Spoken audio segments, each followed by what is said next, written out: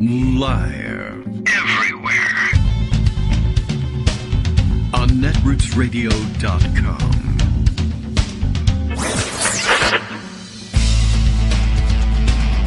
David Waldman. Kagro. In the morning. Now, here's David Waldman. Hey, good morning, everybody. How you doing? It is Wednesday, March 16th, 2022. Time for another show. Time for a another recycling of the Eastern Orthodox joke. Eastern Orthodox, Ides of March, of course.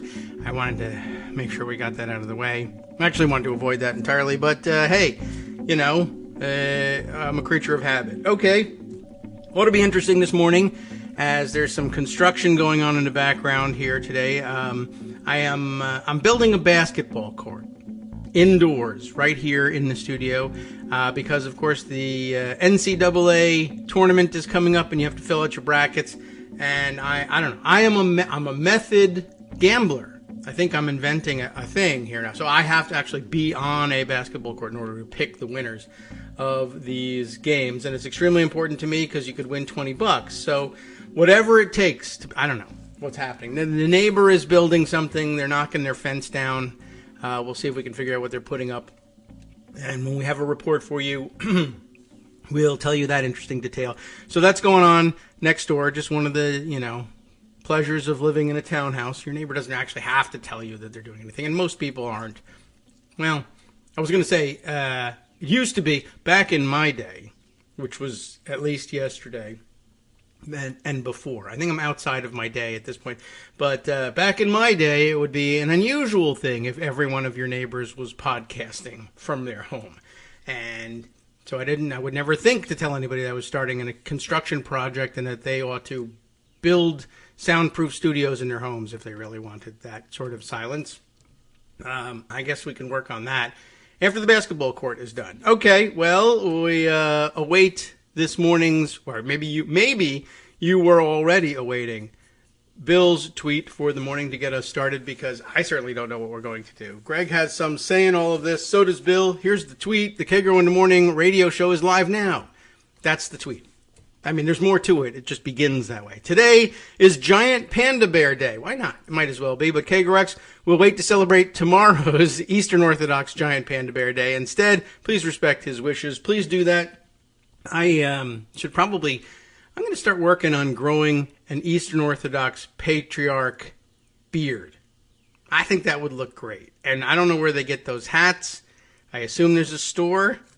Anybody know where it is? It's probably in Odessa, and I can't get there now. I don't know. Anyway, let's see if I can get one on the internet. If Amazon will send me one, terrific. Then I'm really in business. Do those guys use incense burners like the Catholics do, the ones that swing? I think those are always kind of cool, and I would like to, I think it would be a terrific weapon to clock somebody over the head with. And we may need that at some point, as we can't be certain that there won't be another insurrection at any moment. Well, the real problem is that a lot of this stuff will come from China, probably. You think they manufacture all that Eastern Orthodox gear in China? You're surprised. You'll be surprised what they manufacture there. I once read an article. I have no source for this, nothing. I don't know. But I once read an article about, maybe we even read it on the air. I don't know. There's a city in China, and that's it. Terrific, huh? Isn't that great news? They manufacture some, tremendous portion of all the Christmas paraphernalia around the world, which would largely mean here in the United States. It's not that they don't celebrate Christmas just fine everywhere else. It's just we're the only ones that buy that kind of, schlock and volume, I guess. I don't know, maybe they do. I would love to travel around a little bit in the provinces, say, I don't know, the provinces of France, where they're so sophisticated, and see whether people in French suburbs and exurbs have light up Santas on their lawns or anything like that. Maybe French people could tell me, but not until after the show. I'd be too distracted, I think. Anyway, they tend to center their industries, in certain locations. It makes sense. It's a good economic principle if you have a command economy and you can do that sort of thing. Otherwise, I suppose the market might do it. It's a doctrine of relative advantage. There's a a capitalist version of this. Anyway, I don't know that they're locking down, but we have more Chinese cities locking down. It might be difficult to get goods again. We might be in for another supply chain shock. It's almost like they're doing it on purpose just to hurt Biden, except that they're not, and we wish them well in suppressing whatever variant it is that they're dealing with over there, whether it's BA2 or anything else, because the better they do with it, the better we're all going to do with it. So fingers crossed for everybody there, and fingers crossed for, I don't know, a peaceful solution to the conflict in Ukraine, if we can get that. I don't think that's happening anytime soon. I got to get this rate my call thing out of the way in order to be able to, there we go. Now I can answer Greg's call. Good morning, Greg. How are you? Hi, you were just letting me, hang out there. Yeah, well, I was trying to figure out a way to get around to it. In China, where they manufacture Greg Dworkin's, they were able to ship with one last shipment of Rafto stories out before the ports close. But that's why we build our raft, so stories, because even when the ports close, you can just surreptitiously float one out from the coastline. Out to sea, as they used to say when you were totally confused. All right. Well, all things now having been tied together with the most tenuous garbage possible. I don't know. There's a lot going on. To make up a lot of stories. Right. It's 9 o'clock, so Zelensky is probably just starting his address to Congress at this point. Well. So let's start with that, because that's kind of an important story. Okay. Yes. And the context of Zelensky doing his thing with Congress, and of course everybody will applaud him because why not? It's the thing to do. Yeah, is that there are actually peace talks going on. Okay, great. On Zoom. The Guardian reports this. Russia and Ukraine close to agreeing on neutral status, says Lavrov. But it turns out it's not just Lavrov saying that. A deal with Kyiv on neutral status for Ukraine as part of a peace agreement could be close, Russia's foreign minister has said. Sergei Lavrov suggested in a media interview that talks with Kyiv are making ground despite the continued bloodshed, echoing cautiously optimistic comments overnight from Ukraine's President Vladimir Zelensky. Okay. The negotiations are not easy for obvious reasons, Lavrov told RBC News, whatever that is. War is the reason. But nonetheless, there's some hope of reaching a compromise. The quote is, neutral status is now being seriously discussed, along, of course, with security guarantees, serious security guarantees. Good. This is what is now being discussed at the talks. There are absolutely specific wordings in my view, says Lavrov, the sides are close to agreeing on them. Seriously. All right. In a video address in the early hours of Wednesday morning, Zelensky had said he believed there was a possible room for compromise. Okay. That room maybe should be at a Holiday Inn, so everybody's smarter. Kitchen table. The meetings continue, and I am informed the positions during the negotiations already sound more realistic, but time is still needed for the decisions to be in the interests of Ukraine. Okay. And the exact quote that Zelensky had on this is, efforts are still needed, patience is needed, any war ends with an agreement. Yeah, I think. Okay, so part of the background of a sort is that one of the things that the diplomats have been discussing, says Politico, is a Austria-style neutrality, which would be guaranteed by Germany, U.S., the usual players. They all get sausages. So you have to give Putin some sort of off-ramp if you want the war to stop. It's not. I mean, it's much more satisfying to simply invade Russia and then, beat him. Oh well, don't. But that's not happening. Against it. Okay. Yeah. Nor is a no-fly zone. Nor are planes to Poland. None of that stuff that the tough guys want is going to happen. Yeah. Historically, invading Russia doesn't work out. Yeah. Although the reason is you have to cross Ukraine. Well, that's why they want it. But okay. If you want a better shot, why don't you invade China? Because, land wars in Asia and all that. Oh, yeah. Don't get involved. But you have to step back and look realistically at where we're at. Okay? All right. When I say that, what I mean is a report from the United Kingdom Ministry of Defense suggests that the Russians are really, really, really losing. Huh. All right. I mean, they're bogged down. I keep hearing it, but I keep trying to, take it with a grain of salt, but okay. This seems like semi-official.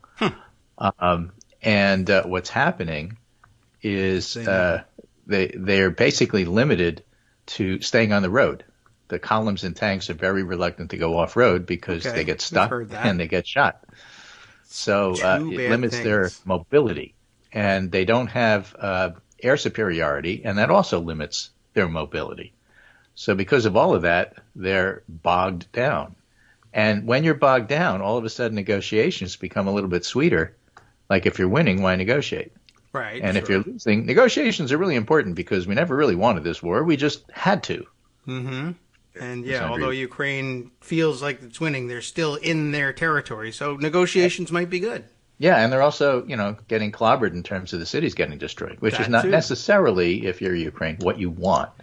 Low on the list, I would think. Right.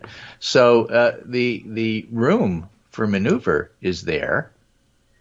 The possibility of negotiation is there. So at least that's the one semi-bright light in this other terrible situation. I found a specific reference from the UK Ministry of Defense and what they say. Here's the quote. Russian forces are struggling to overcome the challenges posed by Ukraine's terrain. On the ground, Russian vehicles don't often venture off-road, and in the skies, Russia's continued failure to gain control of the air has drastically limited their ability to effectively use air maneuver, further limiting their options, which also means that using the Russian military as a threat to NATO without nuclear weapons becomes silly. Yeah. It's only the nuclear weapons part, only the nuclear weapons part that makes it like such a big deal. Yada nuclear war. I mean, okay. But, a tank-based ground force without much of a navy and with a lousy air force isn't the threat that Russia wanted to project. Yes, right. I'm glad you sent me that excerpt, too. I was going to ask you, how do they spell maneuver? I love it. They spell it the British way. Oh, it's so cool. Okay. Which is M-A-N-O-V-U-V-R-E. Maybe it's a Canadian way. Can't tell. U-V-R-E. Man over. Man overboard. Right. So, things are possible. Things are always possible. Now, meanwhile, back here in this country, we have Enrique Tarrio, who's apparently not only been indicted for conspiracy-related charges with the Proud Boys and Oath Keepers, but apparently Tarrio made a video of the whole thing. He sure did, just like that other dummy, Roger Stone. Yeah. This is great. The assumption was I'm going to be protected by Barr and Trump, so I can do anything I want. Yeah. So I'll film an episode of Cops. Yeah, so that when we're in control, I'll be able to play this back to my grandkids and say, here's how I ran the country, Yeah, great. Meanwhile, Aaron Blake is commenting on a Washington Examiner story. That Washington Examiner headline is, I'm surprised Trump didn't think Putin would order Ukraine invasion. And without reading the Washington Examiner story on the air here, because you don't need to. Aaron Blake says, Trump is offering a pretty fascinating mixture of this never would have happened under me, and also I totally misread the situation and didn't think he was capable of this. All right. That's interesting. And that's kind of an interesting observation. Yeah. So that goes along with this Julia Azari piece. And I'm not going to talk more about what Zelensky's going to say to Congress and what happens in Ukraine, because it's all happening right now. Yeah, right. So we'll talk about it tomorrow. Sure. Once we find out what actually happened. Mm-hmm. Julia Azari writing in 538, how Republicans are thinking about Trumpism without Trump. Like most presidents, Trump changed the political party he led, but Trump was hardly a normal president, which is pretty apparent. He still commands considerable personal loyalty among voters within the party. That's a nice way of saying cult status. Okay. But as I've written before, there's evidence that the alliance between Republicans and Trump is uneasy and contest how much clout he carries in the party. To be sure, doesn't mean we should expect Republicans to break en masse, but nonetheless, there are signs that both Trump's style and ideas are evolving as other politicians take them up and inevitably change them. In the last few years, a number of ambitious politicians have established a national name for themselves by claiming the Trumpist mantle. Ron DeSantis, Glenn Youngkin, Ted Cruz, Josh Hawley, Pence, Nikki Haley. The Pence, amazing, because hang him. Because they're all trying to run for president, in other words. Yeah. Good call on Youngkin. Pretty nice rogues gallery list there. Because Youngkin tries not to. but he does. Though a few of these figures, like Cruz and Haley, had national ambitions prior to Trump, many became national figures starting in 2016. And let's take a look at how these people are reinventing or resisting Trumpism. The first category is politicians who have tried to distance themselves from Trump's political style without rejecting any of his views. That's where Youngkin comes in. Okay, yeah. Okay. What remains to be seen is whether this type of Trumpian politician will be any more successful at governing than Trump was. Governing? So far, Youngkin's administration has veered to the right and relied heavily on culture wars. It's possible this approach isn't a political winner in a purple state, even when the Democratic brand is struggling. Yeah, and you won't get to test it. Right? Some Republicans have gone further than Youngkin, explicitly trying to separate loyalty to Trump from believing in the big lie, Chris Christie, for example, and Pence. Some Republicans have broken even more decisively with Trump, and some prominent Republicans who fall in this group includes Liz Cheney, Adam Kinzinger, Mitt Romney, Ben Sasse, Lisa Murkowski. A key distinction, though, between these figures and Republicans like Christie, Pence, or Haley is that it's even harder to imagine any of them running for president, or at least gaining traction if they do. Yeah, well. Right? And then the polar opposite of the firmly anti-Trump group are those in the party who seem to be trying to out-Trump Trump. And, of course, Ron DeSantis is at the top of that list, but includes Ron Johnson, Marjorie Taylor Greene, Lauren Boebert, Madison Cawthorn, and Paul Gosar. Really, I wish the finances would be checked and see how much of that money comes from Russia. Yes, well, that's not sarcasm.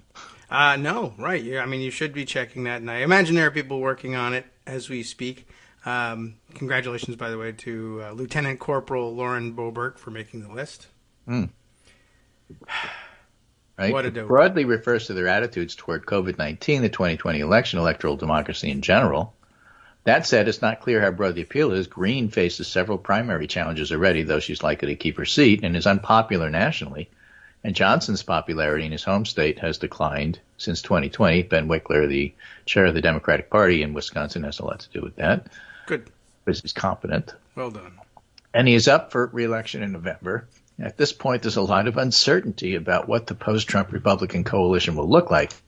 But anything that splits the party is fine with me, personally. Yeah, I'll go with that. In 2021, political scientist Hans Noel wrote the Republicans could agree to disagree about democracy, citing the need for parties to form broad coalitions. But disagreeing over the basic tenets of democracy might prove too much of an inter-party fissure for Republicans to overcome to form a coalition. It is hard to come to a democratic solution with people who don't believe in democracy. Well, there's a democratic solution to that. You blame Democrats. Oh, well, yes. There's your coalition. Yeah. I don't know what you're talking about here in terms of democracy, but I know it's Joe Biden's fault. All right. Okay. I can believe And it's that. perhaps They the will do biggest that. reason why in 2024, as was the case in 2016, a well-known but divisive figure, including Trump himself, might once again step in and fill the void. And if you pronounce it divisive, I can't help you. I'm doing that because of the maneuver thing that we did earlier. Yeah, exactly. Maneuver. Maneuver. Yeah. I guess that's a French derivation. I wonder. Kraken, kraken, It's potato, probably their potato. word originally. Okay. I'm going to look up the etymology of maneuver while we're working. Right. Biden, says Franklin Furr, answered the 3 a.m. call. It's hard to imagine that any of his rivals in the last election could have matched the president's performance in this crisis. They all would answer the call. The question is, will they answer the call as well?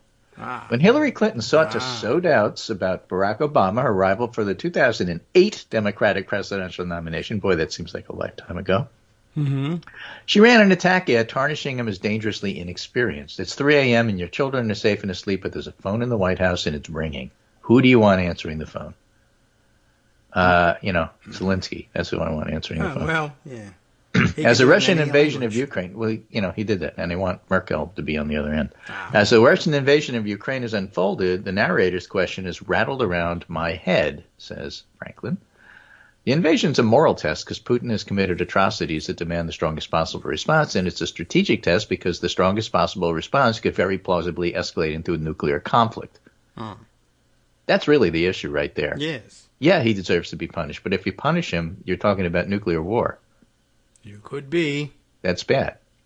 Yeah.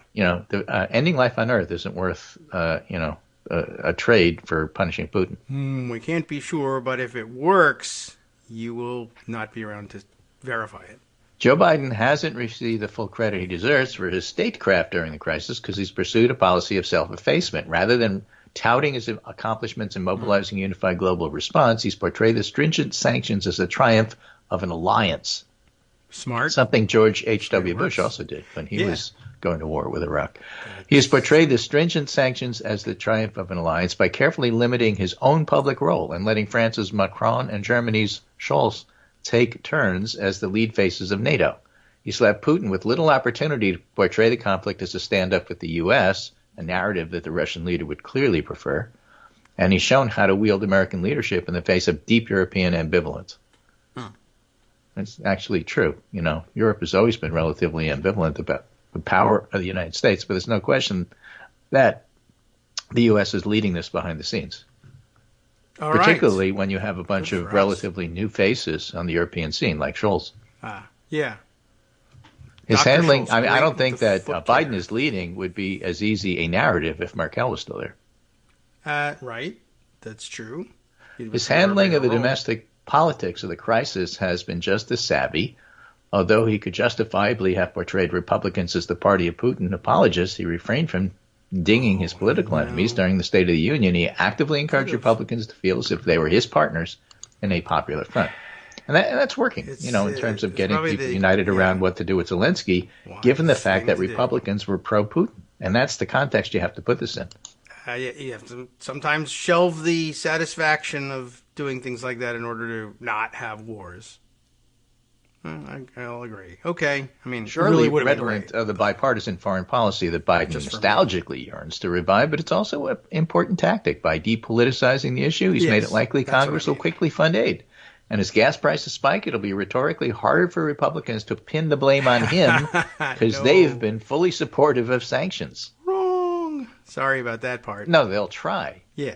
Pinning the blame on him implies that could success. Be up to us. All right, that's right? Try? Absolutely, they'll try. Of course, they'll try. All right, that doesn't mean they'll be successful at it. Right. Oh, success. Never mind. I don't know how well they'll do with it, but yeah, that's true. That's a good point. It's up to all of us to decide whether or not it works. Right. Even as Biden has built a bipartisan consensus, he's resisted pressure to pursue a more hawkish course. As a Democrat who lived through the 9/11 era, he remembers well how he and other leaders of the party adopted chest thumping to diffuse accusations of weakness. Hillary Clinton was for the war, remember? Sure. It's one of the reasons why Obama beat her. But at the time, it was the right political move.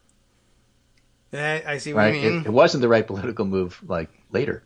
Yeah, and it was wrong and all that, and people knew it. But okay, yeah, I see what you mean. It was the wrong move, but it was the right political move. And be the people who were wrong in the spotlight, and the people who were right got to be right in the shadows. Yeah, exactly. The same dynamic could have easily transpired with Ukraine. Biden's faith in his own foreign policy chops leaves him unconcerned about proving his bona fides. Oh, nice. He knows the dangers of is that how Bugs Bunny used to say it? Bona fides. Bona fides. His bona fides. That's what's at the bottom of kids' pajamas. Yeah, exactly. Little fides. Yep. Has steadfastly avoided them. When Putin announced that he was putting his nuclear arsenal into special combat readiness, Biden quickly made clear he wouldn't reciprocate. He's brushed off calls to impose a no-fly zone. He's tried to telegraph his thinking to Putin so that the Russian leader could never misunderstand and would never mistakenly assume an American strike against Russia was imminent. And after Afghanistan revealed a failure to imagine the worst case, Biden's response to Russia's war has been marked by its creativity. In advance of the invasion, the administration hastened its shipments of arms to Ukraine, bestowing on it an armament well suited to the eventuality of urban combat. By preparing a suite of unconventional sanctions long before Putin's troops crossed the borders, the administration avoided the need to, quote, cobble together, unquote. He didn't put it in quotes, but I would have, because that's what you say when you're trying to imply that you got caught with your pants down and now you're trying to put something together real quick. The legwork was already done. Most impressively, it broadcast his intelligence about Russia to the world in anticipation of invasion. That was really remarkable, what Biden did. Like, you don't usually talk about that. But I want you to know Russia's about to do a false flag. I want you to know Russia's about to invade. I want you to know Russia's about to do this. I want Putin to know we know what you're doing. And we're telling everybody. And you're going to say it was denazification, and you think it's clever, and I'm telling you it's not going to work. Yeah. That appears to have diffused most of it. because and we talked yesterday. So now there's, and that was the headline of my Pundit Roundup today, which is basically Russia's spin doctors struggle to get behind a coherent narrative. Mm-hmm. And the coherent narrative, as we talked about on Monday, is, it must be the bioweapons. That's why they had to invade. And it began to work with the nuts here in America. Yeah, that's it, because it's only about what works with the nuts. And as part of the Pundit Roundup, of course, I had that famous picture of the Russian broadcast anchor and the employee behind her holding up a sign. Arrest me. Saying, no war, stop the war, don't believe propaganda, they're lying to you here. And then the corresponding political cartoon, except it's Tucker Carlson. Same sign. All right. Right? But that person apparently was fined and released. Okay. And the question there is, what's that about? Everything in Russia is stagecraft. So was she fined and released because it's a signal that things are going to get easier? Was the whole thing a propaganda setup so that Russia could say, see, we're not cruel? I mean, what's going on there? So the criminologists can, take that apart if they wish. Yeah. But she wasn't disappeared. That's good. I mean, if it was a setup, it's still good not to disappear. Anyway, all of that is to say, Ariel Edwards-Levy says that this is not a super strongly held conviction, but my vague theory, as we get to the break, continues to be that President Biden's approval drop last summer had more to do with the general national mood than a specific reaction to any one issue. So it wasn't defund the schools. Okay. Well, lots of evidence coming out or CRT and the police. It wasn't any of those issues. Good. And lots more polling since then about Virginia also not being the case there. We can get to that one day, too. We'll shoehorn it in. But got to stay on Ukraine for a little bit. We'll be right back. Hi, everybody. It's me, David. Let's change things up from the old fundraising pitch for just a minute and talk instead about how you can be a part of our show. If you've got a smartphone or any other electronic recording device, why not sit down and record a segment for us? Read us an important article and give us your take. Read one of your own original essays, or even just give us your commentary on something you'd like to share that's important to you. Then send the file to me at kagrox@gmail.com, and I'll try and work it into the show. Short segments, a few minutes in length, are easiest to fit in. And of course, I can't always guarantee that I'll be able to play everything, but if you've ever shouted at your radio or TV about something you wish was being covered, here's your chance to change that. Make the show your own. Send your submissions to me at kagrox@gmail.com.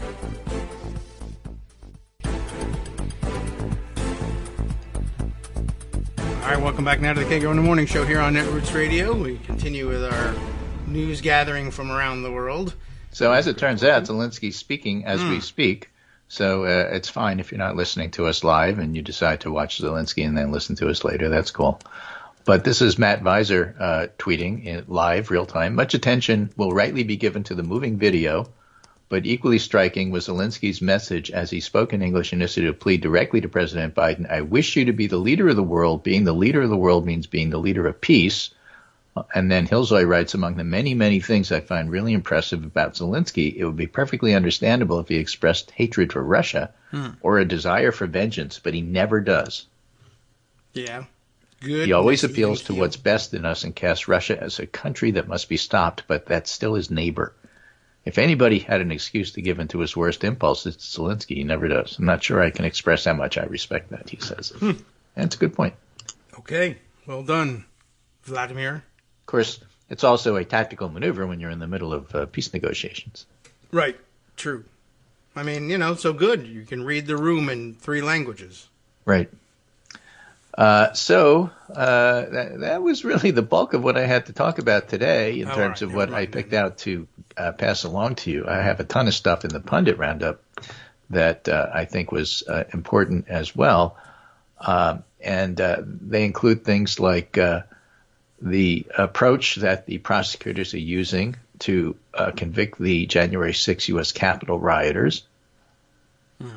Okay. For example, the federal prosecutors walked out of court this week with new confidence that a Washington, D.C. jury would be willing to convict participants in the January 6 attack for serious crimes. And the first guilty verdict from a jury related to the January 6 Capitol riot, remember, a lot of these are plea deals. This one was a verdict. Yes. A Texas man was convicted of obstructing the congressional proceeding and other charges. Yeah, that's good. The man, Guy Reffitt, a member of the Texas Three Percenters, was hit by chemical irritants on the steps of the Capitol, waved on others in the crowd, but didn't go inside the building. The case wasn't about Reffitt alone. In addition to cataloging his actions, the prosecutors explained to the jury the destruction of the crowd around him on January 6th that broke into the Senate and the effect the riot had on Capitol Police, who were overwhelmed, and the jury didn't need to take the Justice Department's words because the evidence was comprehensive. Uh-huh. So the whole idea is, this was just tourists taking a tour, which was one of the comments from one of the GOP representatives.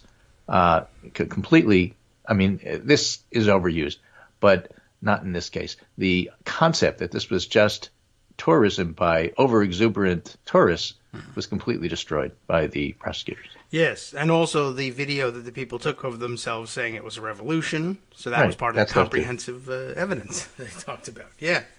Not smart. And hiring documentary crews, which we haven't even seen their work yet, but also dumb. But please keep doing it. Here's an interesting comment that I want to put in context. Tulsi Gabbard is a weird person. Yes. All right. Right. Or as Matt Fuller says, so for real, though, what is the deal with Tulsi Gabbard? I don't know. She's been on Fox News frequently. She was invited to CPAC. She parrots Russian propaganda.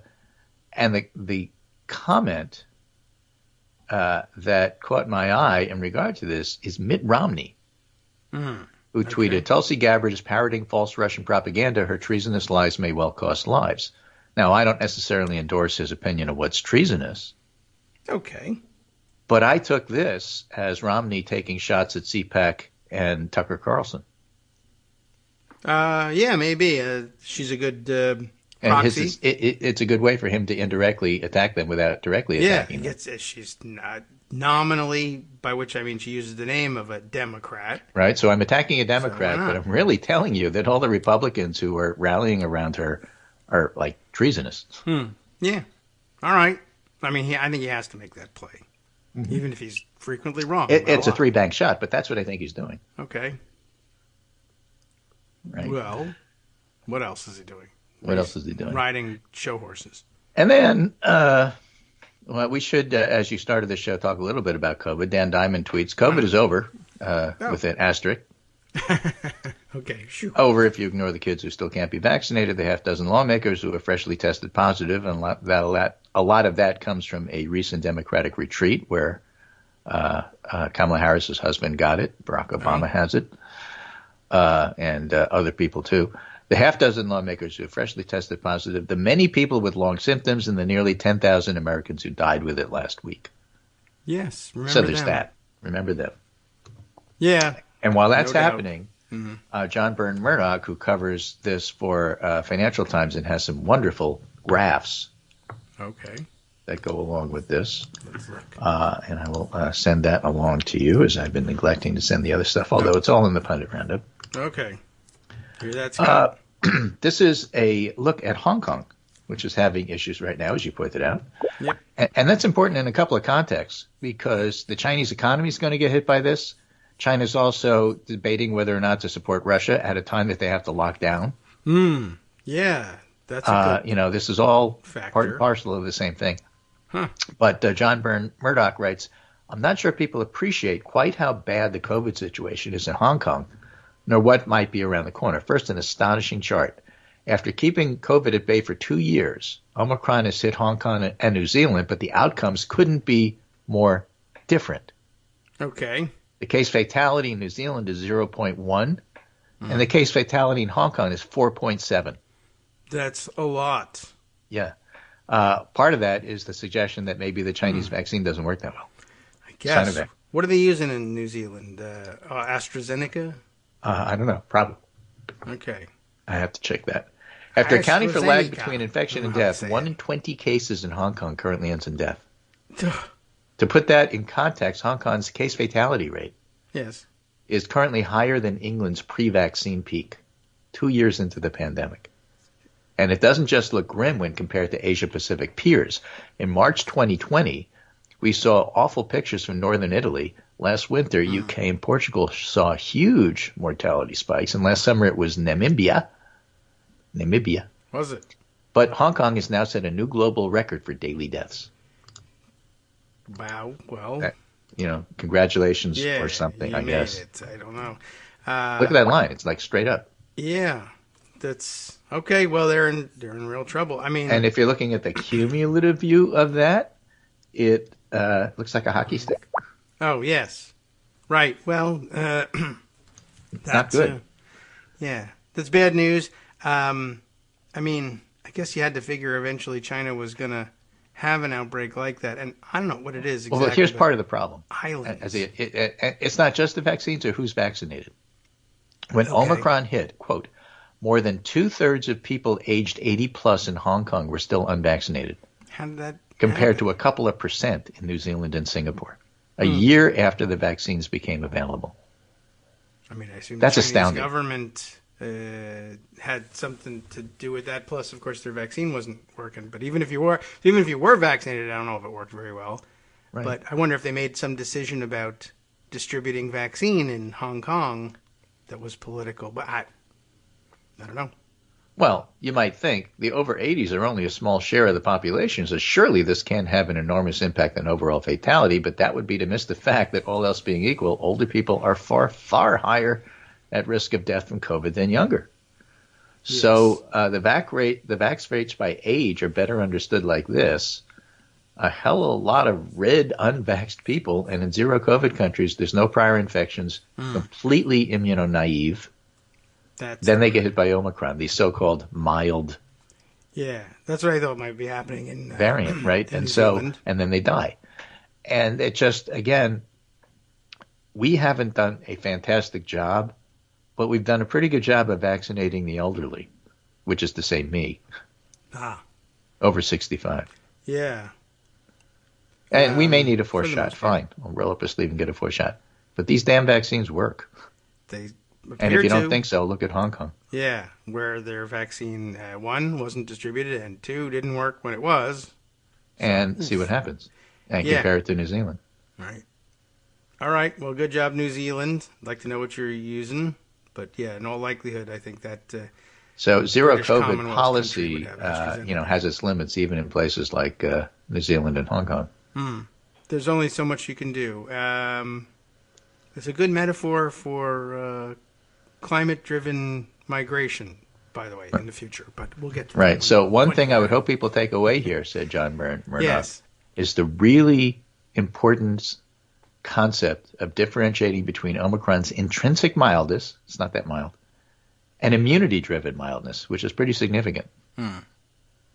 So Omicron isn't that bad if you've had your vaccines and or other things that give you immunity. And if you haven't, dead from it. It's not so mild. Yeah. Or, this is a very mild death, you might say. Right? So when it took off in South Africa, many of us emphasized that the observed reduction in severity in a population with lots of vaccine and lots of infection was likely to be coming as much from the immunity as from the mildness of the virus. And what we're seeing in Hong Kong shows this is true. Omicron is intrinsically milder than Delta, but that dip in severity is far outweighed by the huge impact of ripping through an elderly population with minimal vaccination and no prior infection. They got a Sweden problem. Right? So it's bad. All right. Well, stay out of Hong Kong if you're unvaccinated. So the question is what's going to happen here. New York State infection rates are starting to tick up a little bit. The poop report, the wastewater monitoring hasn't changed all that much. So about 25% of the country now has BA2 rather than BA1 variant of Omicron. That may not matter all that much. And whether or not we are in line for an April wave, which is not the same thing as what happened in December, January with Omicron. Nonetheless, you have to keep an eye on what's going on here. So it's not over.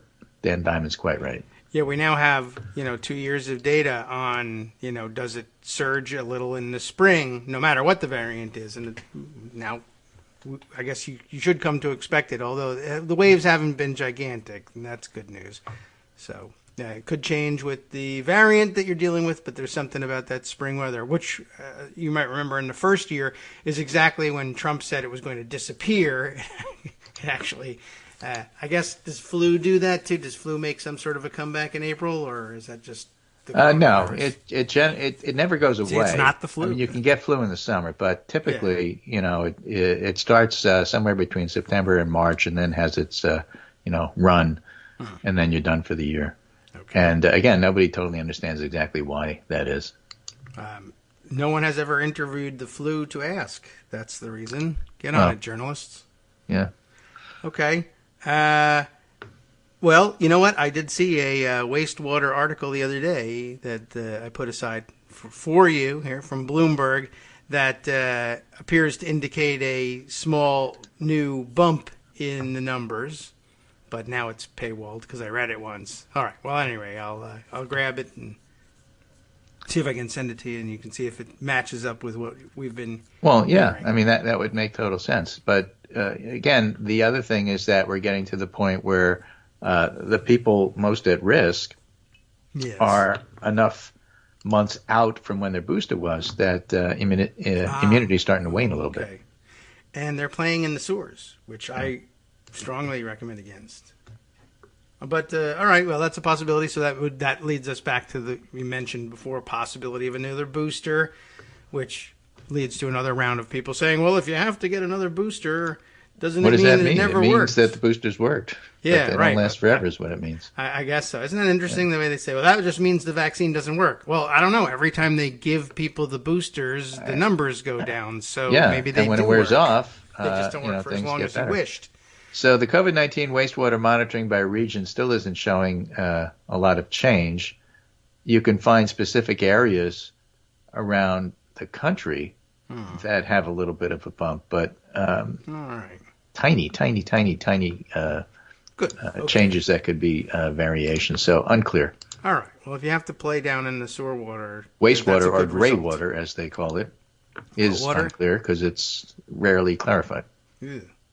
Okay. Well, yuck, terrible job, but somebody has to, well, I don't know if anybody really has to do it at all, actually, but someone is doing it, and I guess we should it's a crappy job, no question. Blah. All right. Well, stay vaccinated. Get used to talking about poop. Just wash your hands afterwards. That's all right. And oh my God, get the vaccine already, you I think everybody's getting it by now. Yeah, well, I wish everybody would get it, but only half of the people who need it have gotten the booster. Yeah. What did I see the other day? Somebody had done. They were doing polling on Joe Rogan fans and their vaccination rates. And right. So they're younger white males, but guess what? They're not as vaccinated as the rest of the public. Yeah, but they had such a weird That's headline. Not the Rogan effect. It's like who is his audience? I guess that's most likely the case. It was an odd thing that they did. So they we also polled Rafi's audience. Did they?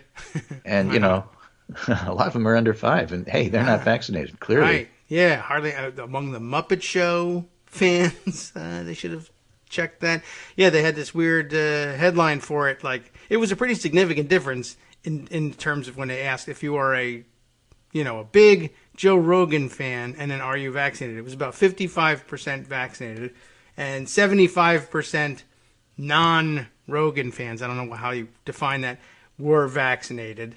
And that's a 20-point difference. And it's it's a big difference, but I don't know what it tells us about Rogan's effect versus people who tend to listen to Rogan. What it told us was what's going on here, because the person who wrote the headline, either about the story about it or perhaps their press release, was that, well, people say that Joe Rogan fans, and Joe Rogan is driving anti-vax sentiment, but over half of his audience is vaccinated. I just thought, like, that's about the minimal accomplishment you could possibly think of. Over half. Like, okay, that just tells me about next to nothing. Over half of what we're reporting in this report is true. Well, for the most part, we're right. I don't know.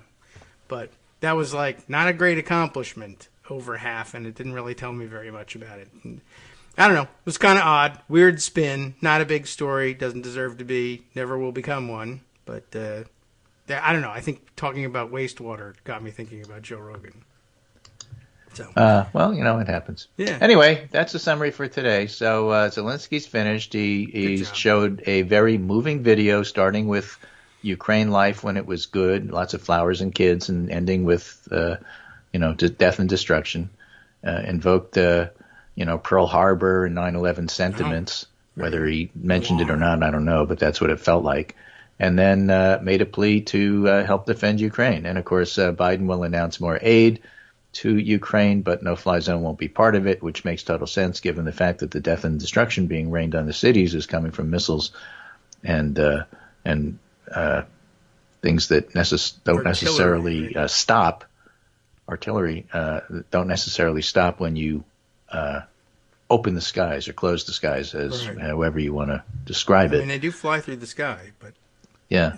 It'll be interesting to see what happens there. So, a lot more to come. We'll talk about that tomorrow in terms of the reaction to it. And that's my roundup for today. And we'll be in touch. And I'll talk to you tomorrow. Very good. And that's what happens. All right. It's a good time for it, and we'll have a more comprehensive review of what Zelensky did. He's making a big hit, touring the world with these speeches. I think he did Canada yesterday, and appearing in T-shirts because, you're at war. You don't have time for a tie. Yeah, I guess. So, or as one of the historians noted, he's doing Churchill-type stuff, rallying the world around Ukraine. But even with Churchill, it took Pearl Harbor. Yeah, and he wore a tie.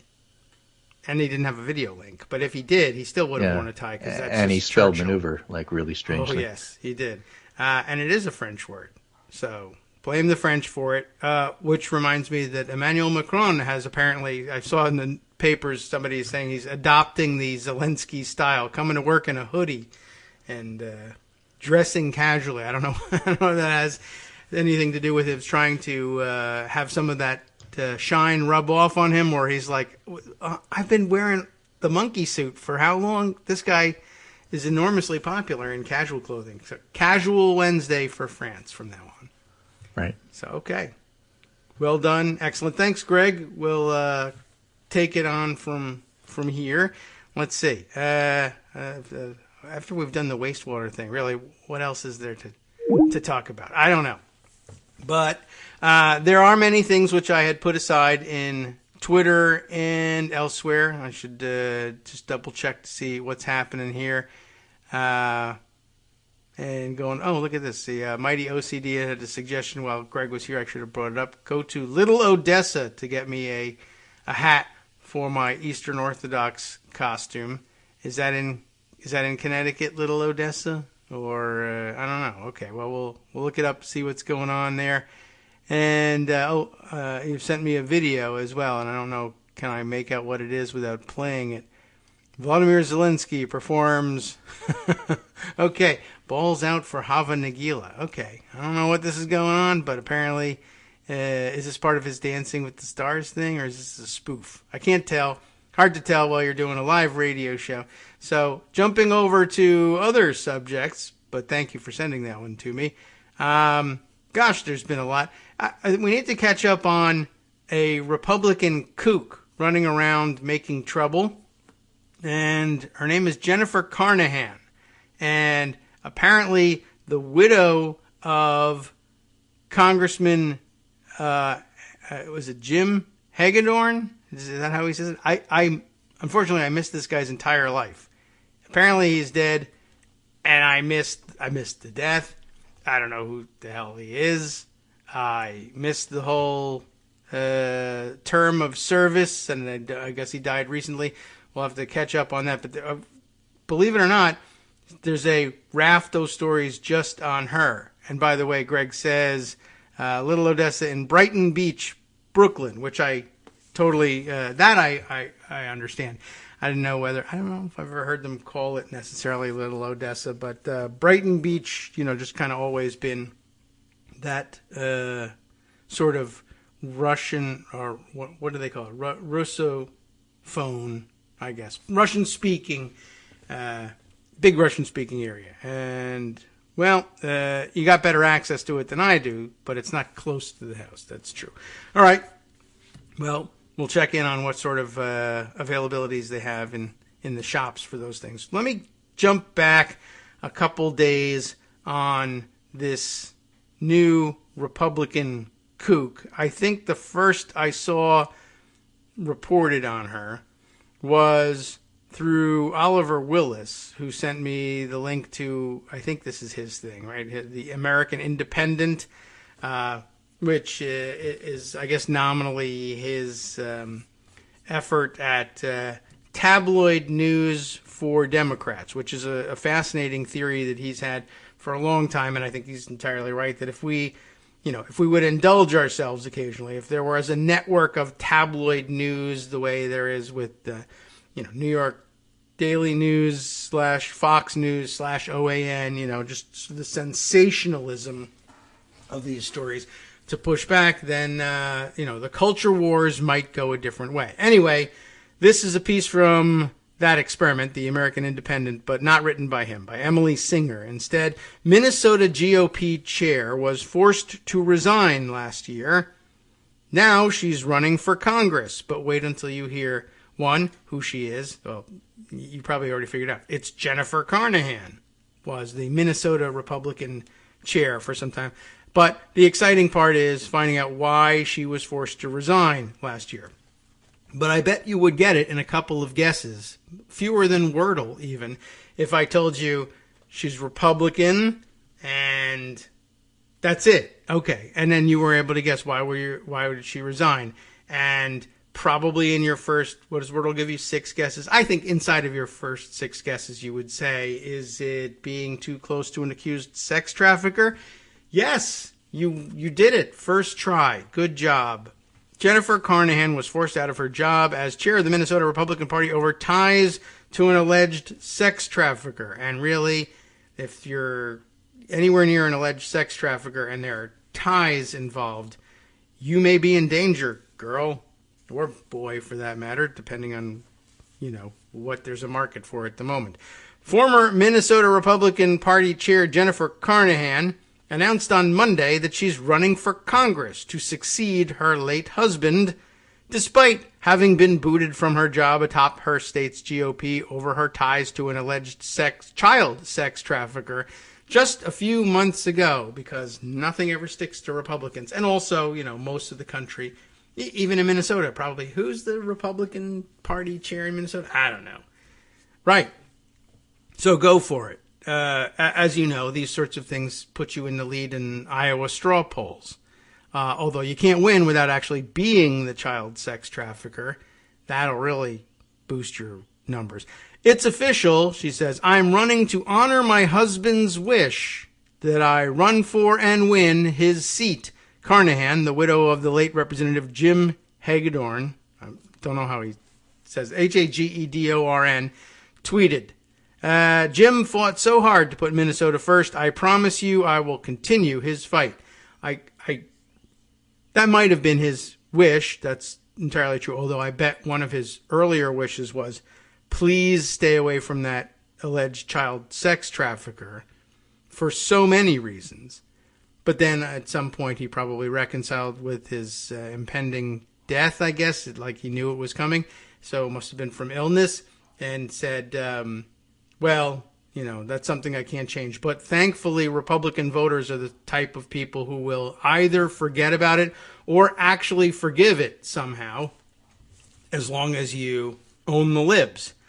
So anyway, last August, Carnahan was forced to resign from her role as chair of the Minnesota Republican Party after a donor she was close with was arrested on federal sex trafficking charges.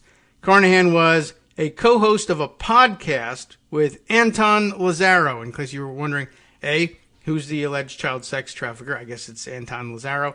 And 2, when you say close with, what do you mean? And the answer is co-host of a podcast. Now, I'm in Virginia. Greg's in Connecticut. Neither of us involved in child sex trafficking. But would you say we were close? There's a lot of distance between us. If somebody finds, if the guy gets himself in trouble. All right. Well, anyway, I mean, you gotta you can't say I don't know who it was. Like it would not be plausible for me to say I don't know this Greg Dworkin guy. He got me coffee. Right. First of all, you would say he's in Connecticut. Well, I think coffee was cold by the time it got here, but he got me coffee. That's all I know about him. I barely know the guy. That would be very difficult to do, even for people who podcast with significantly less regularity. the slackers, the people who have this popular podcast that they only do like one show a week. How could this be? And the answer is they make up for it in quality, probably.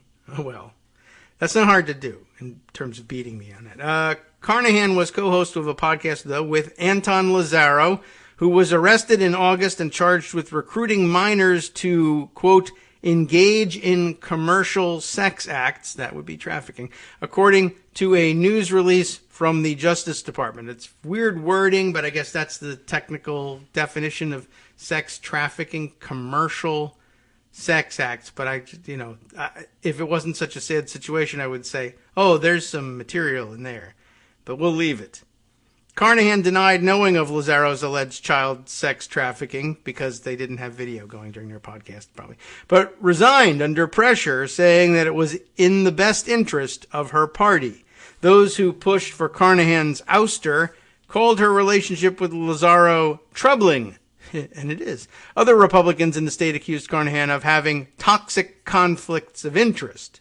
And that's not good either. Hagedorn, who represented Minnesota's 1st congressional district, died in February after a battle with kidney cancer and later COVID-19. Yowza. So, of course, I'm sure on the way out he was saying, well, I'm dying with COVID-19, not from COVID-19. But, I don't think it makes a great deal of difference in the end.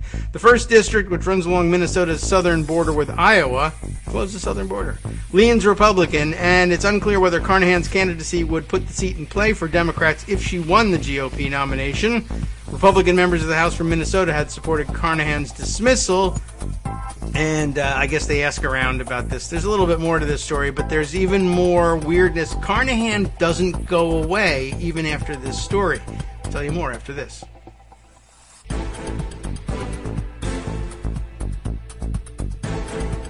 All right, welcome back now to the Kagro in the Morning Show here on Netroots Radio. Shall we continue a little bit with the various people in Minnesota blasting Jennifer Carnahan? Why not? Maybe there's something juicy in it. Let's see. Republican members of the House from Minnesota had supported Carnahan's dismissal, so they were against Carnahan. They included Representative Tom Emmer, no more famous or well-known to me than Jim Hagedorn, but whatever. He chairs the National Republican Congressional Committee, so should have a bigger name, but he doesn't.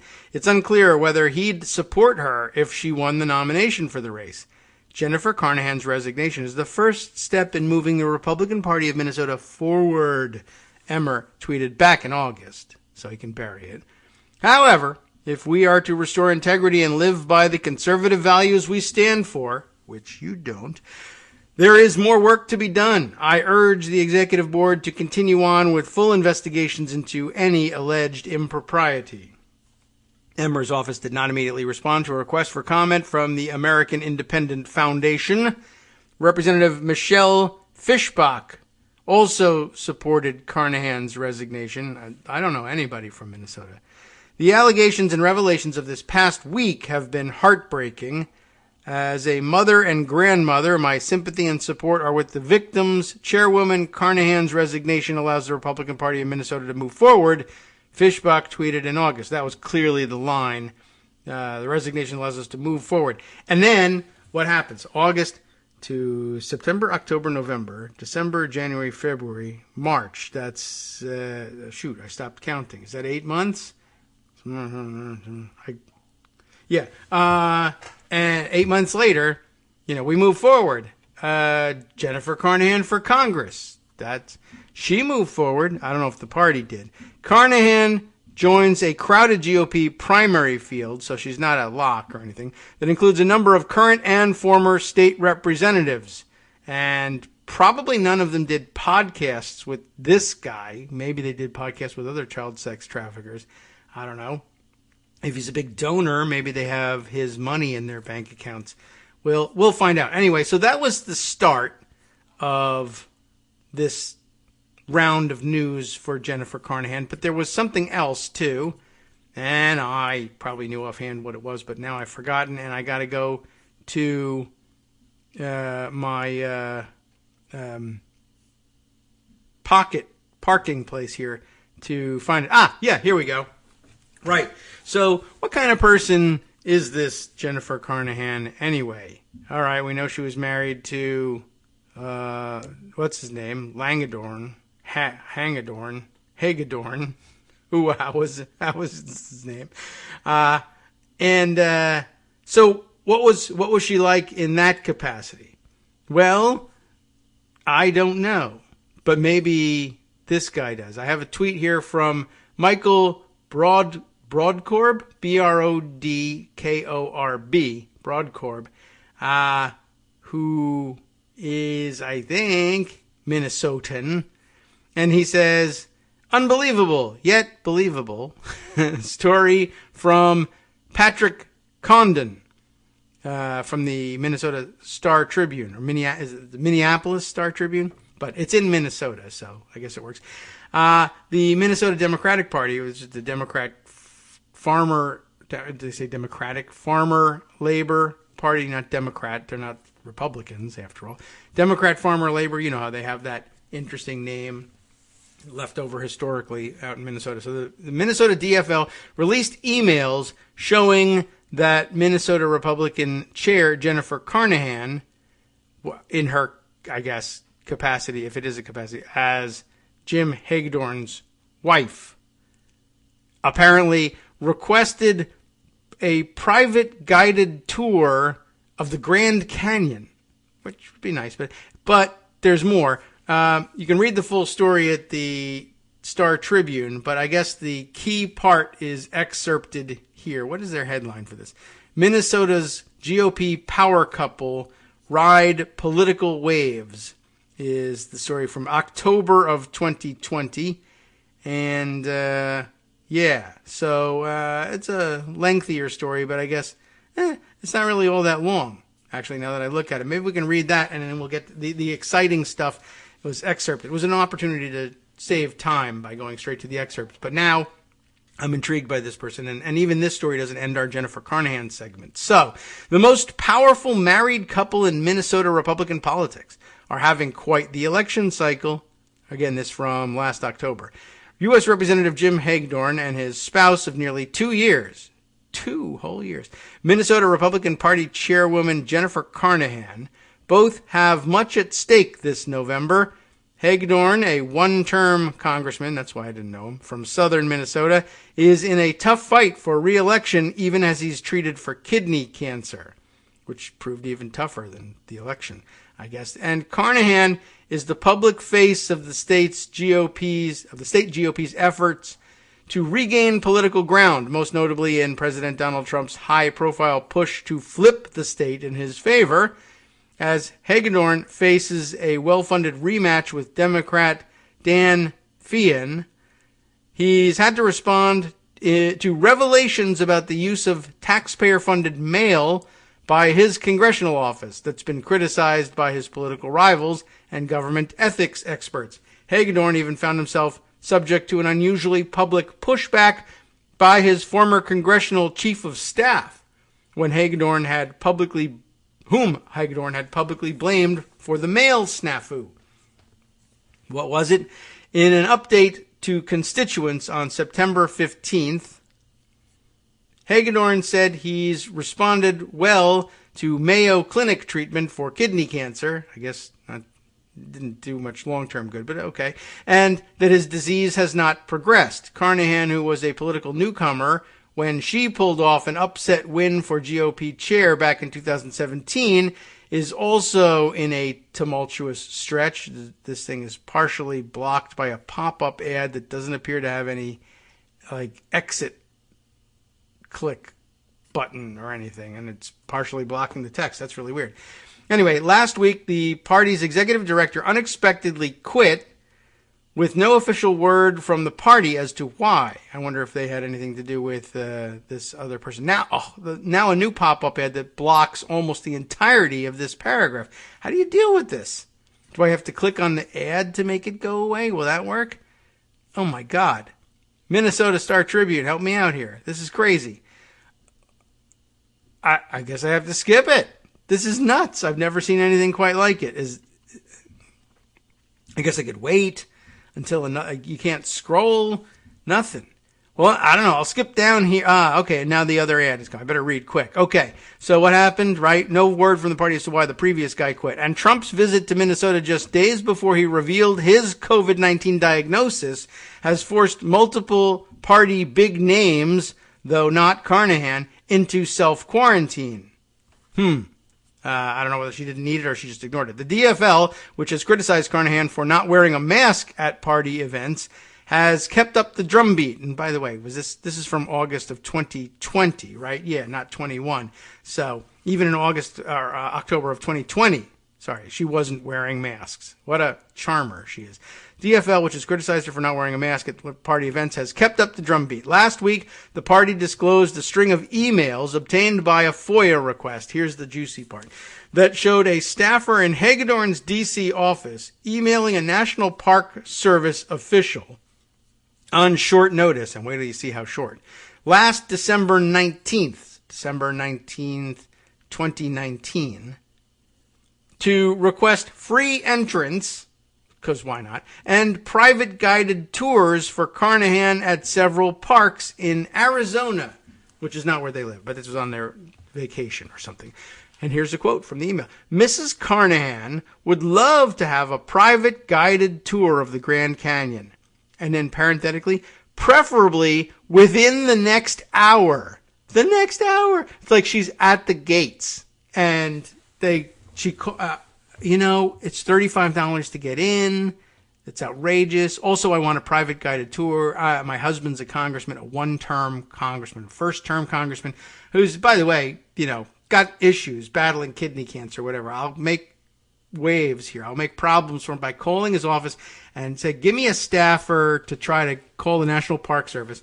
I'm waiting outside the Grand Canyon. I want to get in for free and have a private tour. It's basically what it's saying. Within the next hour. That's nuts.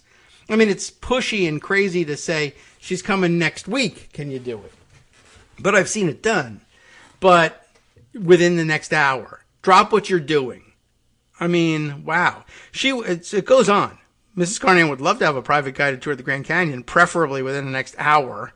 She was wondering if the same could be arranged for her as she visits Horseshoe Bend this afternoon and Angel's Landing tomorrow.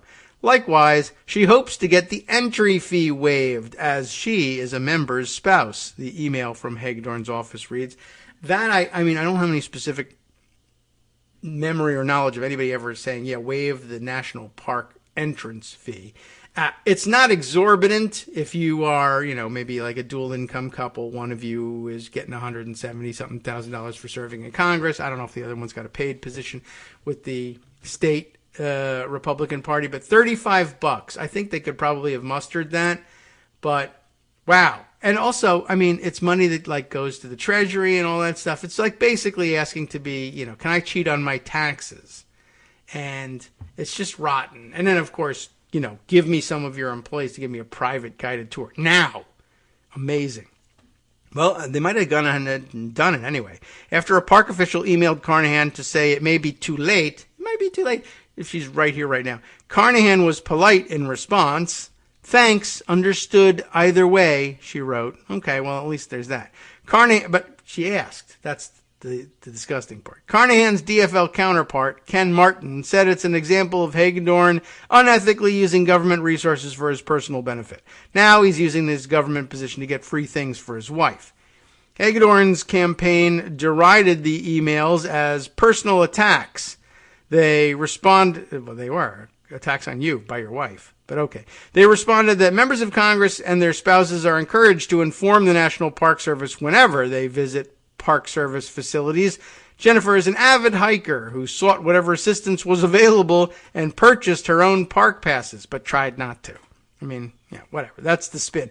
But it may not be the attention Carnahan and Hagedorn or the party need, and that's actually the end of that article. So it wasn't too super long, but wow, it's just slimy, generally speaking. But we're not done with this unknown person, Jennifer Carnahan. She appears in another story, inexplicably. And where is it? It's parked up here, one of these. Is this the one here? No, okay. Well, let me close that and close that and close that. Where is it?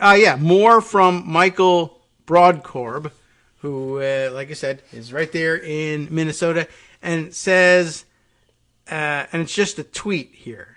Is there nothing else? I'll see if we can, we can look around later on and see if there's any printed articles about it. New, he wrote on March 10th, a physical altercation involving Jennifer Carnahan and a member of Congressman Hagedorn's family occurred at a dinner at Old Ebbitt Grill for staff and family following the memorial service for Hagedorn held Tuesday in Virginia, according to sources with knowledge. And that seems kind of weird, too. Plus, now she's, of course, running for Congress. Was there more? I think there might have been I feel like there was, it was the thread of responses afterwards where people were chiming in with additional details. Like somebody else, this is interesting. I didn't realize that there was a Virginia, Minnesota. Like that's the name of the town, Virginia, Minnesota. And somebody says, Hagedorn's memorial service was last Saturday in Truman.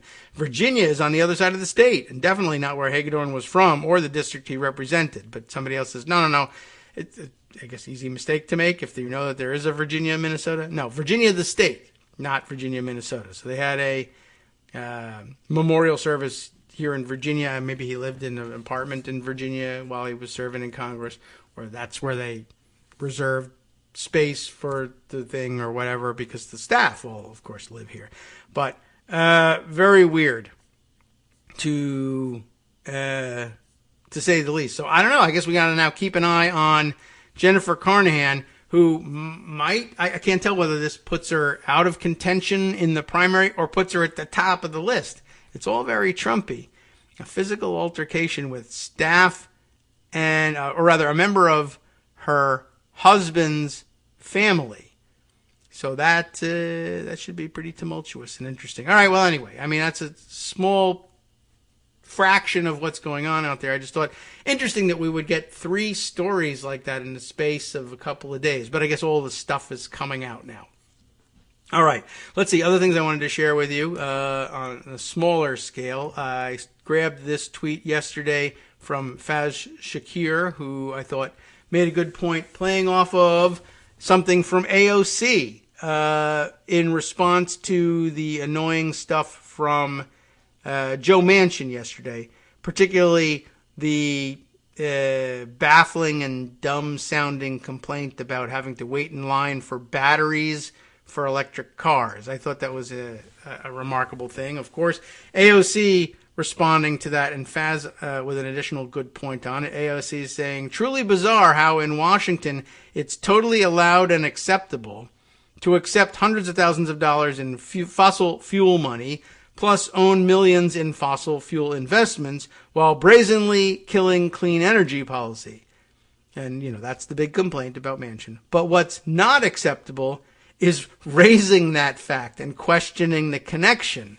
That is kind of an interesting twist on things. And let's see, including the tweet from Catherine Rampell from 2 days ago, Manchin saying he's reluctant, that whole thing about the batteries. Same goes, she says, for pretty much every other industry news, Big Pharma, Wall Street, et cetera, et cetera. Although I don't know why she thought it was so unacceptable to say. I'm sure she got some pushback in making those claims about Manchin's loyalties. But anyway, I thought Faz had an even more interesting observation. It's also truly remarkable, he says, that Manchin's view is that America can't do it.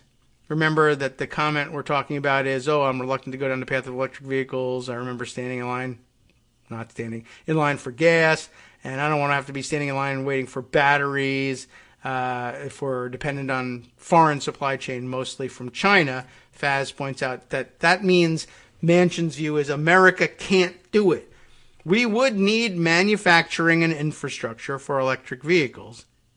And his mind immediately jumps to outsourcing rather than to believe that we can do it here at home and create jobs. I mean, realistically, he may end up being right. That's true. Again, the doctrine of relative advantage would tell you that the Chinese have a head start on that stuff. But yeah, there's only so much you can do. You can source the electric charging stations from China, but they do have to be installed here. And in all likelihood, there's American jobs involved in that. But we could be manufacturing them. We could be subsidizing the industry, not only making the charging stations, but developing the batteries, et cetera, et cetera. Of course, that would mean probably a lot of money going to Elon Musk, and that's not such a great thing, but whatever. Anyway, that's a good point from Faz, and I thought I would share it. Now, savor the moment, because Faz, that's actually a better point than AOC made, I think. But okay, that's nice, right? Here you did better than, famous outspoken congresswoman who does a pretty good job making some great points. And you made an even better one. All right, other things to catch up with that are extraordinarily important. More news about China and which cities are closing. I'll include that for you if you want to catch up on it. Washington Post's report from the other day.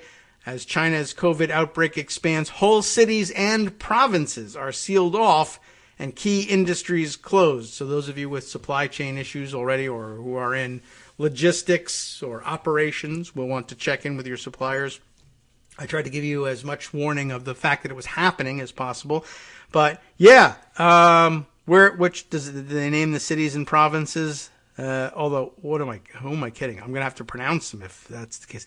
Shenzhen, not too hard to pronounce. That's the city, the latest city to shut down.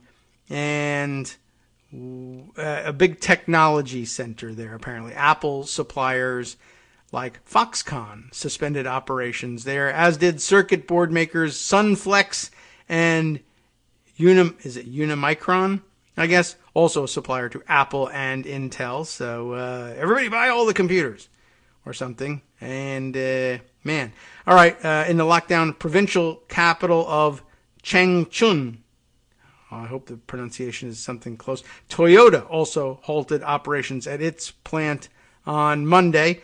Shanghai, we mentioned the other day. Shandong province, apparently, also in some trouble. And all the cities and things aren't named here. There's, I'm sure, more up-to-date stuff, too. But I'll include it in the roundup for you to read in case you have a professional interest in that. Other things worth reading about. Gosh, there's a lot. Where were we? Well, let's see. 10:20. Not too bad. We got a couple of minutes here. Let's dive into this. I think there was a background bit here somewhere, though. But a nice write-up of, somewhere here there's data that set this off.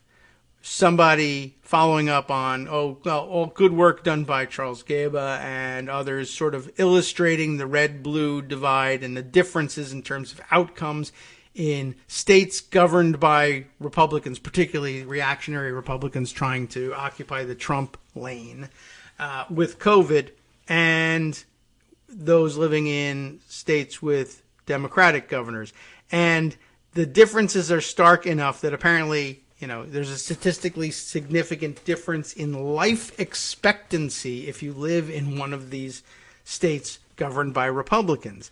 And one of these entries in Pocket, I'll find it, illustrates that fact. But then getting to the commentary on it, I like the headline, "How does Ron DeSantis sleep at night?" asks the dick whisperer, Dana Milbank.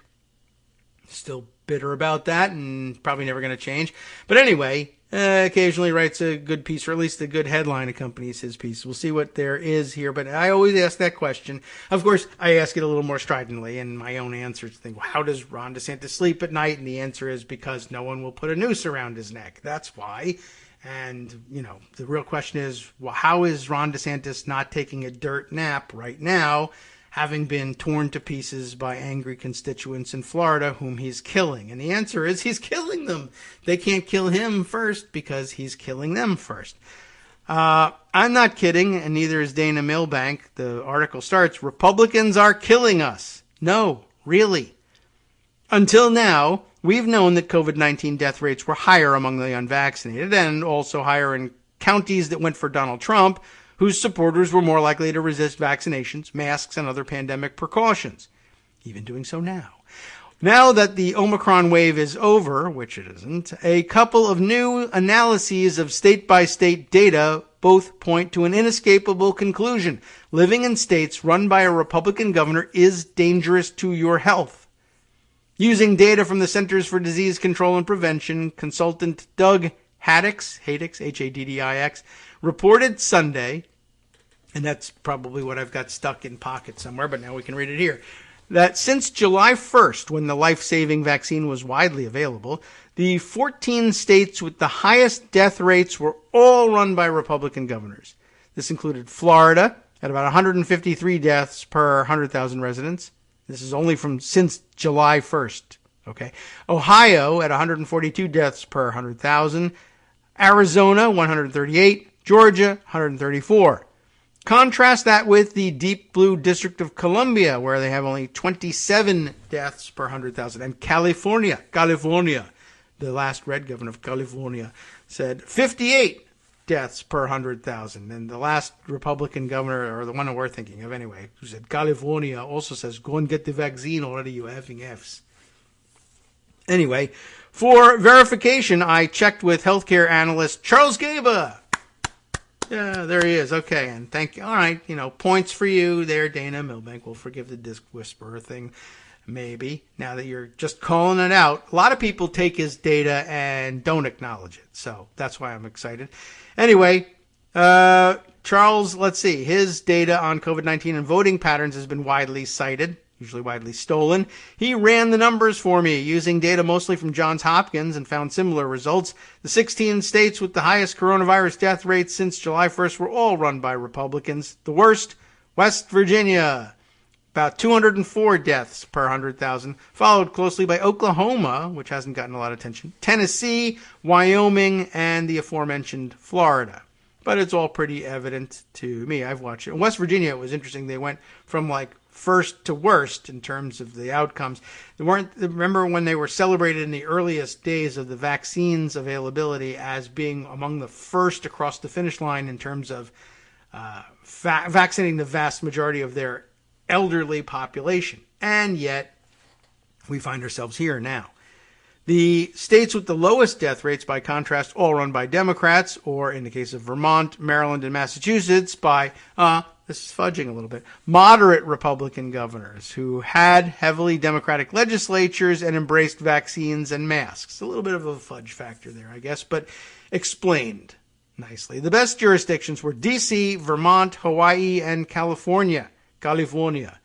Looking at data from the period since May 1st, a little bit of a shift here, by which time all U.S. adults theoretically could have been vaccinated, produced similar results. Florida residents were, since vaccines have been widely available, nearly 7 times as likely to die from COVID-19 as residents of D.C., nearly 3 times as likely to die as residents of California, and 2.5 times as likely to die as residents of New York. Just to throw that in there. With Florida's population of about 22 million, that's a lot of unnecessary deaths. This raises a question. How does Ron DeSantis sleep at night? Or rather, I would ask, why is he allowed to? How does Ron DeSantis sleep at night? Fine, because nobody's bothering him. It's making him famous. Now, if it was making him live in fear of physical attack, maybe he would sleep a little less soundly. Of course, then it would be, Antifa's after me. But maybe they should be after him.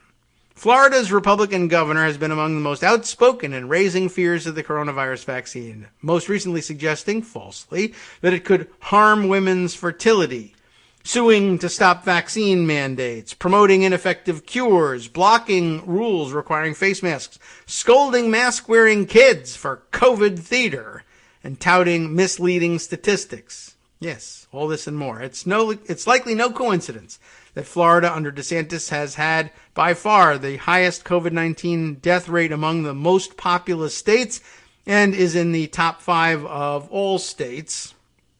Other factors including climate, healthcare, infrastructure, and the age and underlying health of the population don't fully account for it. Maine, with an even older population than Florida, so the extremes of the East Coast, had a death rate of just over half as high. Also, Florida's vaccination rate appears to be overstated thanks to vaccine tourism.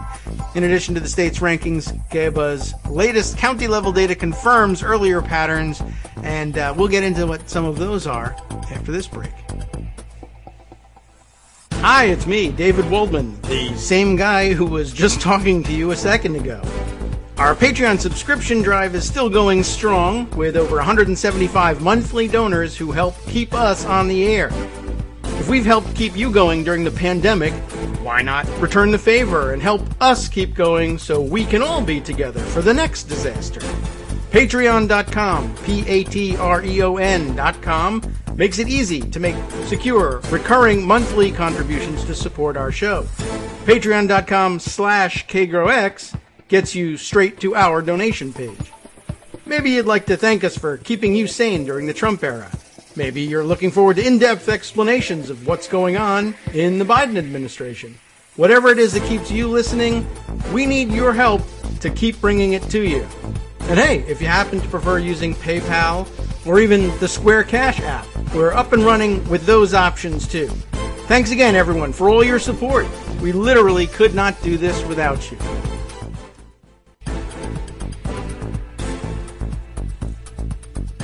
All right, welcome back now to the Kagro in the Morning Show here on Netroots Radio. We were in the middle of the Dick Whisperers column. Everyone remember that? I wonder whether some of those newer to the show remember what that was all about. I can't recall who was involved in that, but remember, I don't know, you know the backstory to it. Look it up. I guess you could, well, I was going to say Google it, but I don't know if that's a great idea either. But if you have safe search on when you do it, or whatever the heck that thing is, you should be okay. But right, was Ryan Grimm on that panel? He was on a talk show panel somewhere, and he just said to one of the other panelists, why are you being such a dick, or something like that. Anyway, I can't remember exactly what it was. Boy, he was calling somebody inappropriate names. But anyway, now we're doing it. So I should be famous soon. Anyway, where we left off was, in addition to the state rankings that Charles Geba's latest county-level data confirmed earlier patterns. Since May, people in the most pro-Trump 10th of U.S. counties had a death rate more than 3 times as high as those in the most anti-Trump 10th. The overall number of cases, however, was only 1.3 times as high, indicating that vaccines were preventing death.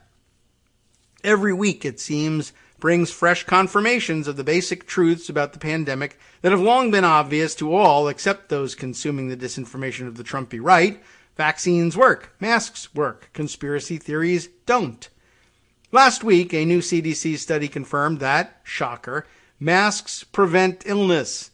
A study of Arkansas school districts found that those with full mask requirements had a 23% lower incidence of COVID-19 among students and staff compared to districts with no mask requirements. And I know that the reaction among anti-maskers is, but they still had COVID. So if they don't prevent COVID, what's the point? And the answer is, the point is that 23% fewer of the kids and staff got COVID, and less is better, so do it.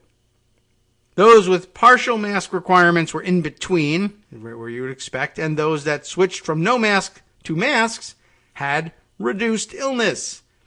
Before that, a pair of studies late last month added evidence to the original belief that the virus emerged in late 2019 in a wet market in Wuhan, China. Though the matter isn't settled, it is. The findings make the scenario that the virus was spread accidentally or intentionally by a lab in Wuhan, an incendiary accusation recklessly trumpeted by Trump, DeSantis, Fox News, and the like, considerably less likely. Falsehood flies, Jonathan Swift wrote, and truth comes limping after it. The truth has taken the lead for those who care. Alas, for some of those who accepted the lies DeSantis and other leaders told about vaccines, masks, and cures, it's too late. They're already dead. And more of them every day. And, honestly, as long as it's self-targeted that way for the most part. The neutron bomb for morons, as I continue to call it. Very insensitive of me. But, I mean, I wonder whether it's a defensible position to take on the whole. The trolley problem for me, where I keep accusing the doctors of Walter Reed at having failed the trolley problem and saving the life of Donald Trump, only for him to then go on and take the lives of so many hundreds of thousands through his own negligence, malice, and malfeasance.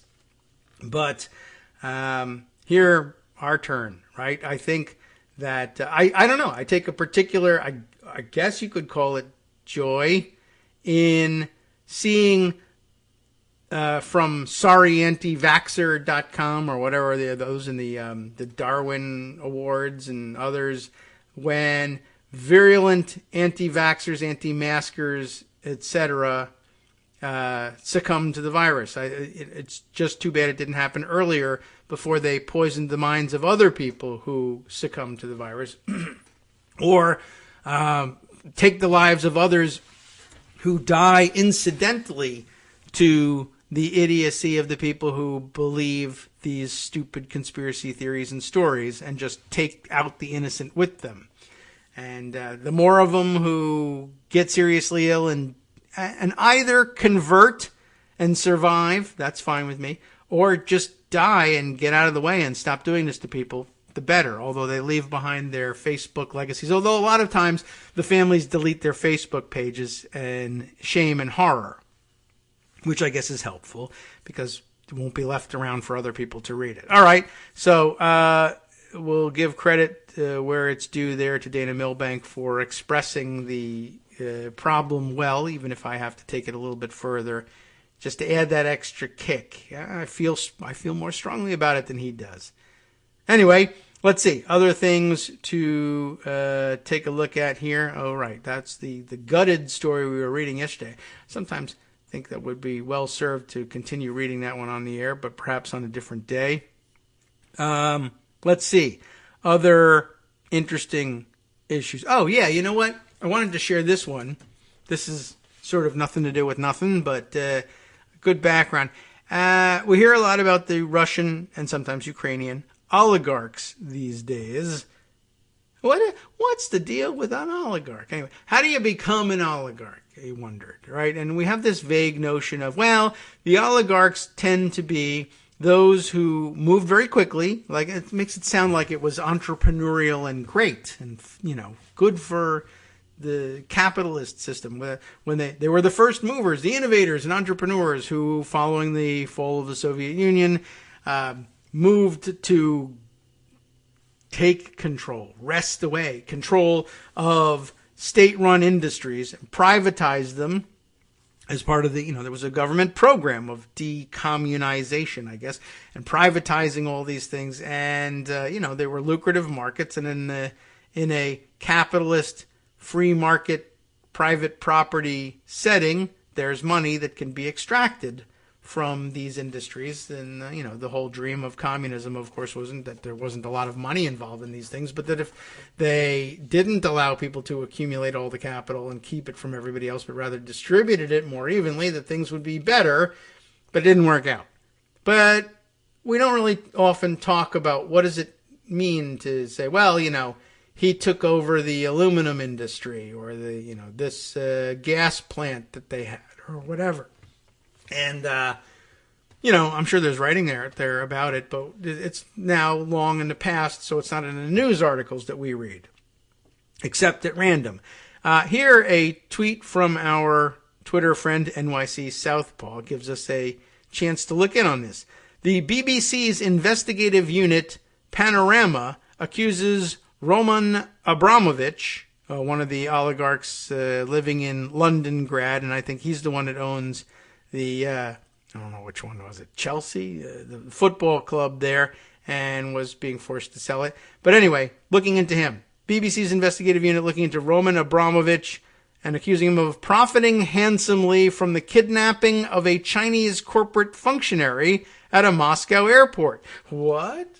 Well, now we have come to understand these oligarchs as mobsters, but it's not always clear. And Roman Abramovich, was putting on this, somewhat, civilized face, buying the very popular football club and saying, oh, I'd like to sell it. And maybe even, he was making overtures about donating some of the proceeds to relieve Ukraine, and it made it look like, oh, maybe he's the oligarch with a heart.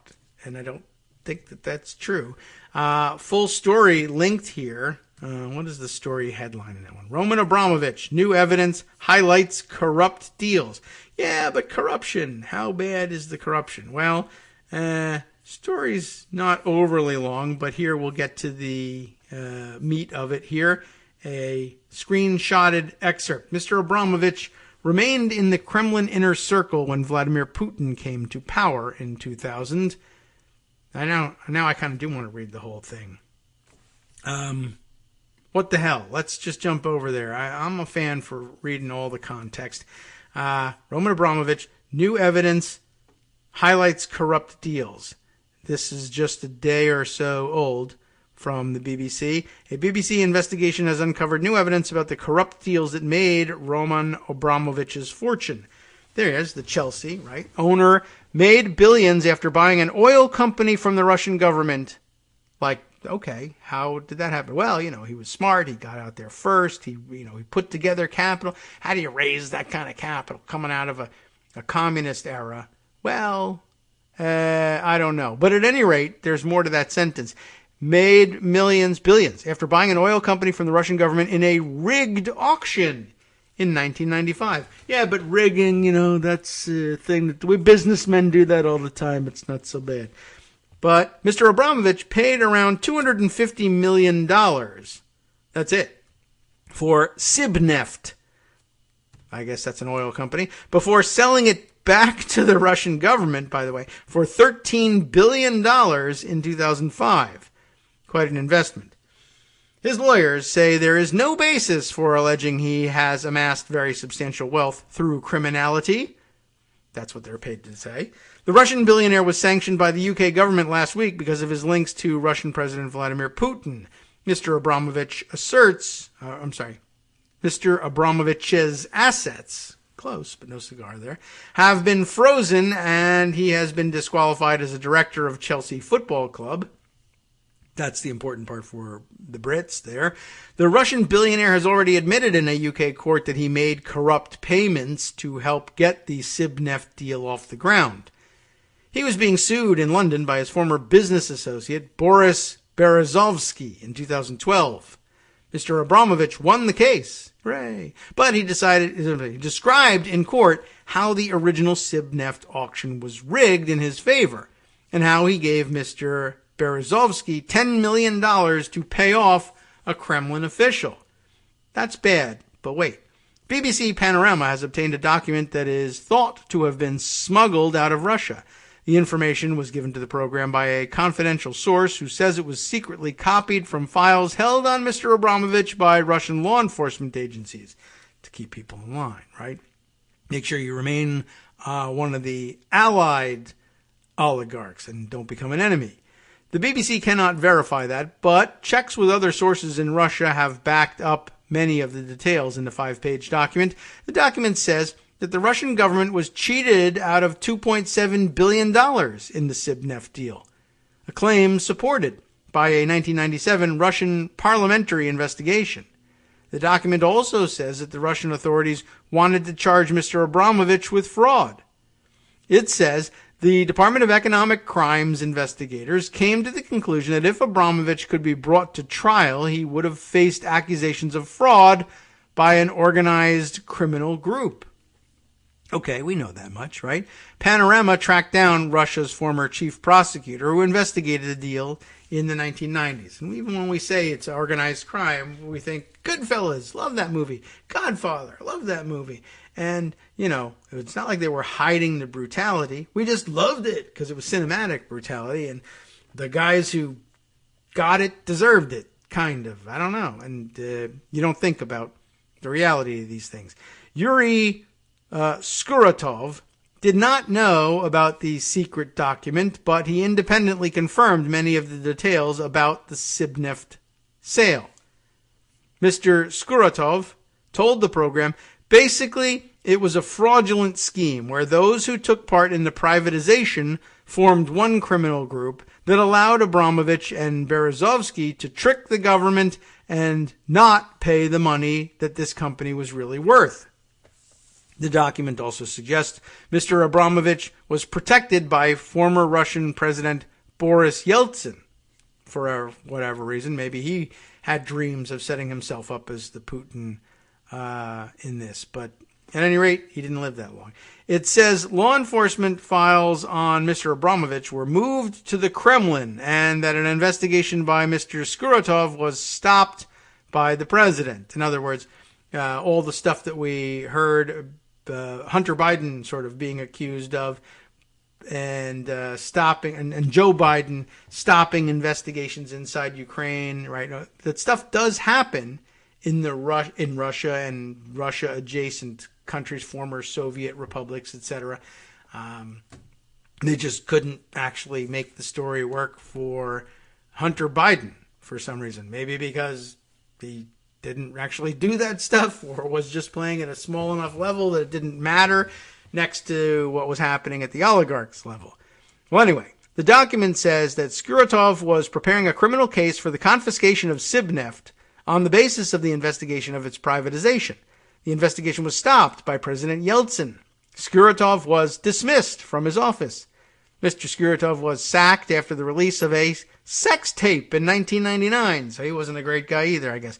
He says it was a stitch-up, though, to discredit him in his investigation. I don't know whether he thinks he wasn't in it or I was in it, but that's not how this whole thing came about, whatever. He said, this whole thing was obviously political because in my investigations I came very close to the family of Boris Yeltsin, including, via this investigation, of the Sibneft privatization.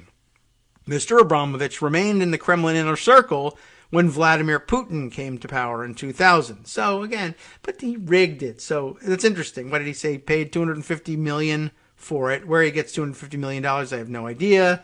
Maybe he never even pays that. I don't know.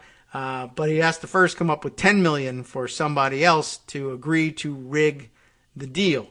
So, if they were cheated out of $2.7 billion, is that what they're saying? He should have paid $2.7 billion more for that company than he actually paid. $10 million bribe is a good return on investment there. But here's where it gets kind of crazy. Okay, so he rigged the bidding. Bad, fraudulent, and, on the grand scale, defrauding the Russian people, and a lot of them lived in poverty and became, or their alcoholism worsened and died, all sorts of costs to this. But, it's abstract. I'm rich now, and I employ a lot of people to be my bodyguards, and they're rich now too. Isn't that a good thing? No, not on the whole. But wait, the document contains details of another rigged auction 2 years later involving a Russian oil company called Slavneft. A lot of nefts. I guess that must mean something. Like company or something like that. Rosneft, Slavneft, Sibneft. Anyway, I don't know Russian, but I imagine that's what it must mean. So he buys another one because the first one worked. How does this one go? Mr. Abramovich formed a partnership with another firm to buy Slavneft, but a rival Chinese company was planning to bid almost twice as much. So in other words, they were going to get a lot more for the company if the Chinese bought it, and it would be a lot closer to the actual value of the company this time instead of a $2.7 billion fraud. So in come the Chinese, and they're communists, right? Sure, why not? Well, and besides which, we're cooperating with them, and we need their help from the military 20 years later or 30 years later in the invasion. Anyway, so here comes the Chinese, ready to bid almost twice as much. Many powerful people, from the Kremlin to the Russian parliament, would have stood to lose out if the Chinese won the auction. You saw how well Abramovich did by bribing the auction officials and buying the company for considerably less than it's worth and then extracting that value and keeping the money. And I'll give you a piece of that. The document says that a member of the Chinese delegation it's not enough to just rig the thing, was kidnapped, remember that part? When they arrived in Moscow for the auction. In other words, they tried to rig the auction, and they probably went ahead and did so. And then it got out like, well, what are you going to do when they bid twice as much? Everybody's going to see it. Well, we'll pay some bribes, et cetera, et cetera. No, I think they might outpace you here. What if they've bribed the guy and you don't know it yet? Well, what does a true mobster / oligarch do with this? Let's make sure the guy doesn't bid. Let's kidnap the guy. Maybe kill him, I don't know. But just kidnap him for long enough that he doesn't bid. I'm not, after all, we're not communists here, right? Okay, so this time he's right. They're now not communists or killers, or they could be killers, but they don't have to be. They don't have to kill guys like it's free. So that they just went and did that. We rigged the bidding and we kidnapped the other teams who were bidding against us. So, that's another way of rigging the bid, I guess. That's true. So the document says that a member of the Chinese delegation was kidnapped when they arrived in Moscow for the auction. CNPC, the Chinese company, a very strong competitor, had to withdraw from the auction after one of its representatives was kidnapped upon arrival at Moscow airport and was released only after the company declared its withdrawal. So that's a good way to get out of it, right? Oh, Scott Anderson tells me neft is oil.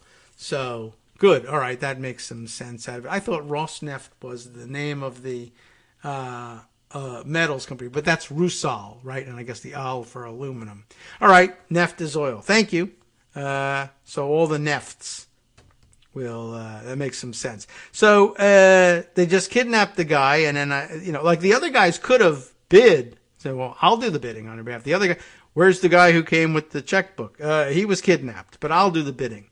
No, if you bid, we, we won't release him.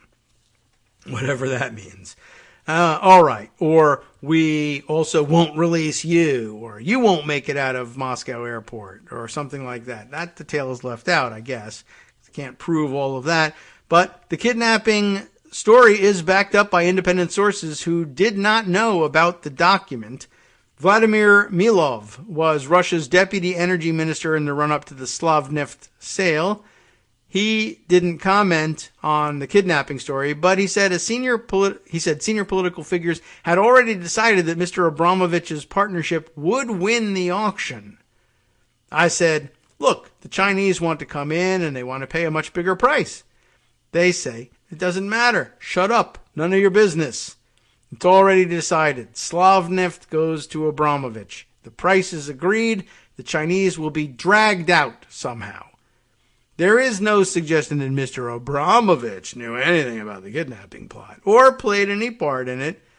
His lawyers told the BBC the kidnap claim is, quote, entirely unsubstantiated, and he has, quote, no knowledge of such incident. Different factions had been fighting for control of Slavneft, and there was widespread opposition to the Chinese bid. Whatever the reason for the Chinese withdrawal, whatever, Mr. Abramovich's partnership had the only bid left on the table. Once word gets out that, well, if you bid, you'll be kidnapped. I didn't tell them not to bid. I just told them they didn't want to get kidnapped, and they agreed. And it was the only bid left on the table, and they bought Slavneft at a knockdown price. Mr. Abramovich's lawyers say allegations of corruption in the Slavneft and Sibneft deals are false. And he denies he was protected by Mr. Yeltsin. So, okay, Scott clarifies, and I guess the neft is petroleum in particular. Is that right? Okay. And, Slavic oil. Sib, I bet that's Siberian. Maybe it's Sibneft. I don't know how they say it, but I bet that's Siberia.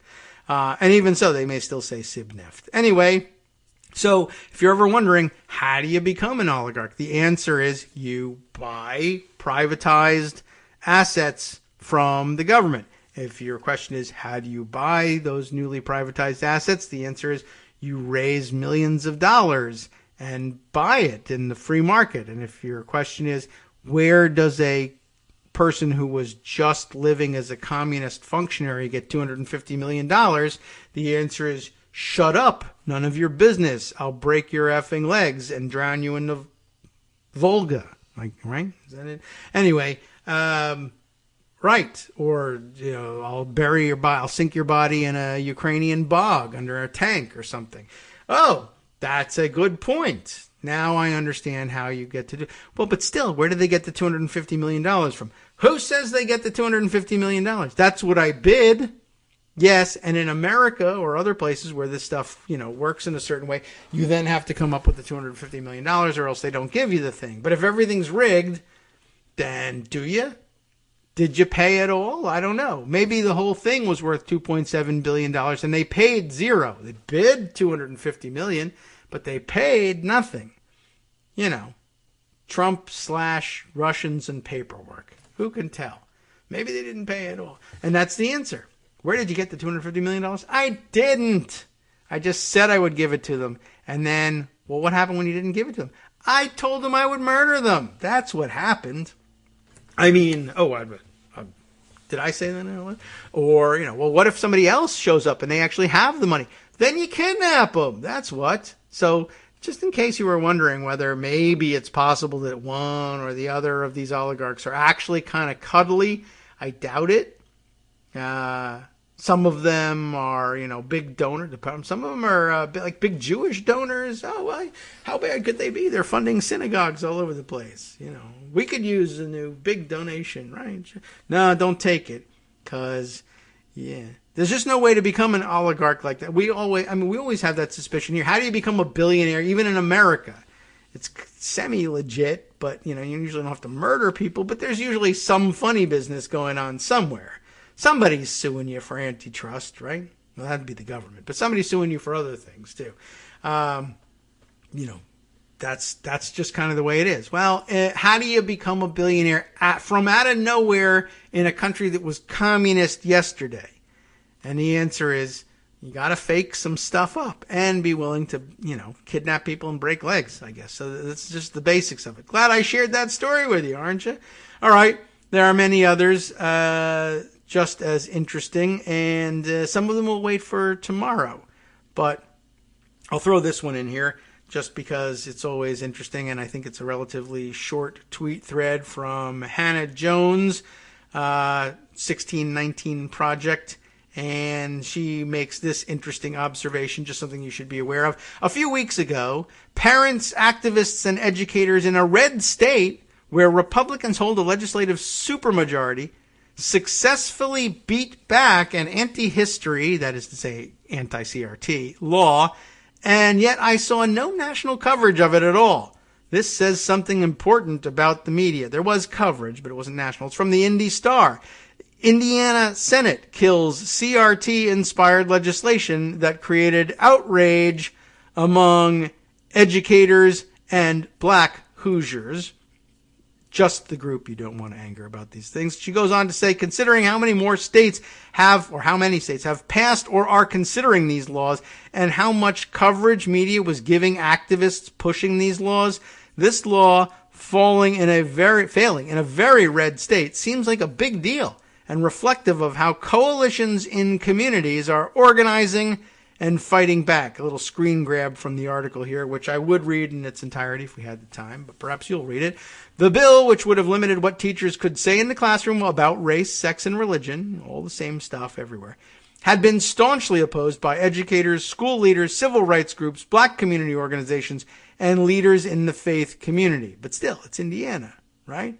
Broad coalitions, she writes, of educators, business leaders, civil rights groups, and parents are organizing against these laws, valiantly fighting them in places like South Carolina, and yet almost complete silence from the national media now that the election is over.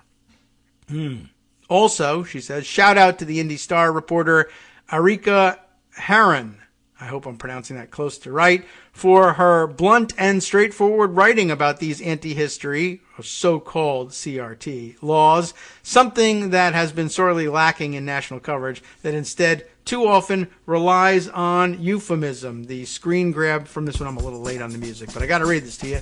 The bill was inspired by the opposition nationwide of primarily white suburban parents to what was called, quote, critical race theory, but was more often about social emotional learning and diversity, equity, and inclusion work. Yes, now if you work to say, yeah, we really have to do some outreach to make sure that traditionally disadvantaged students, particularly if they are students of color, and that was the root of their disadvantage, are brought in and included and given a chance to succeed and given the tools that they need to succeed in life, which not so long ago was actually the Republican line. We got to do this for people. Education is the key to everything. Okay, fine, we'll do it. Nah, we don't want you to do it anymore because Trump changed our minds. We want all the stuff for ourselves. Gimme-tarians.